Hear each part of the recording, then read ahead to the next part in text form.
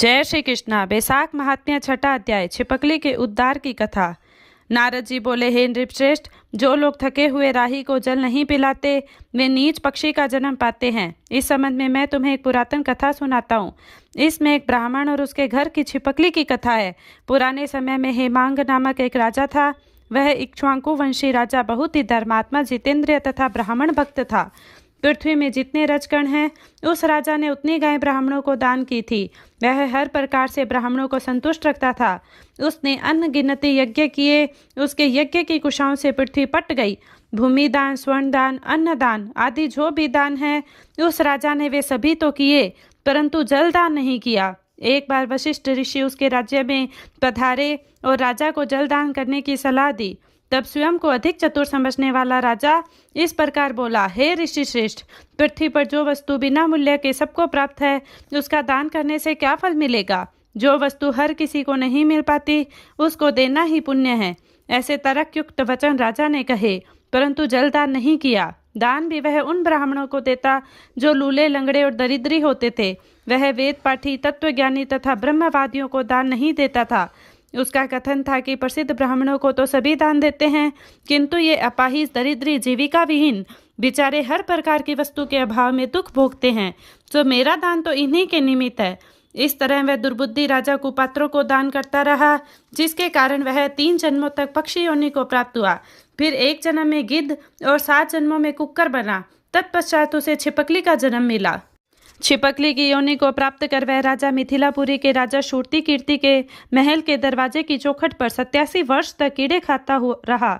संयोग से एक दिन राजा श्रुति कीर्ति के घर श्रुतिदेव नामक मुनि आए। तब राजा ने मुनि को देखकर बड़ा प्रसन्न हुआ।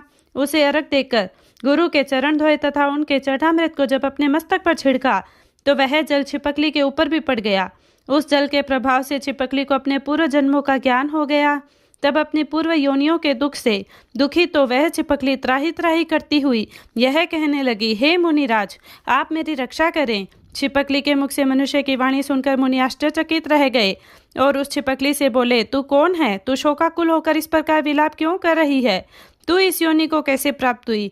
तू अपनी कथा कह, मैं तुझे इस योनि से मुक्त करूंगा। मुनि के सांत्वना देने वाले इन वचनों को सुनकर वह छिपकली बोली, हे मुनिराज, मैं इक्ष्वाकु वंश का हेमांग नामक राजा था। पूर्ण वेदज्ञ, धर्मनिष्ठ तथा ज्ञानी भी था।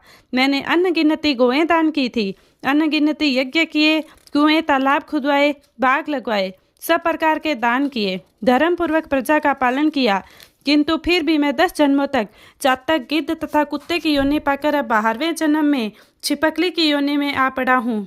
आपके आगमन पर अभी जब राजा ने आपका चरणामृत लेकर अपने ऊपर छिड़का तो उसकी एक बूंद मेरे ऊपर भी पड़ गई। उसके पड़ने से ही मुझे सब जन्मों का स्मरण हो आया। हे ब्राह्मण श्रेष्ठ, अब आप मेरे दुखों का कारण बताइए कि किस पाप के फलस्वरूप मेरी यह दशा हुई। छिपकली का वृत्तांत सुनकर मुनि ने ज्ञान नेत्रों से उसके पूर्व जन्मों पर दृष्टि डाली और सब कुछ जान लेने के बाद इस प्रकार कहना शुरू किया, हे छिपकली, मैं तेरी इस दशा का कारण बताता हूँ। तूने नृप शरीर में दान, धर्म, यज्ञ आदि तो सब किए, किंतु विष्णु के प्रिय बैसाख मास में जल का दान नहीं किया। तूने जल को प्राप्य पदार्थ समझकर भी इसका महत्व नहीं समझा। इसके अतिरिक्त तूने सुपात्रों को दान नहीं दिया। तेरे दान के पात्र सब हीन व्यक्ति रहे। सुगंध से भरपूर सुंदर फूल वाले कांटेदार गुलाब की कोई पूजा नहीं करता। पिंपल का वृक्ष ही पूज्य है। तुलसी की पूजा सब करते हैं, बेरी कटेरी को कोई नहीं पूछता। इस प्रकार अनाथों की पूजा नहीं होती, हाँ उन पर दया की जाती है। वे दया के पात्र है, पूजा के नहीं। अतः वेद पाठी, तपस्वी, ज्ञानी, सत्य शास्त्रों को जानने वाले ही पूजन के योग्य है। इनमें ज्ञानी भगवान को अधिक प्रिय है, अतः वे पूज्यों के भी पूज्य है। ऐसे ज्ञानियों की अवहेलना करने वाला मनुष्य पाप का भागी बनता है।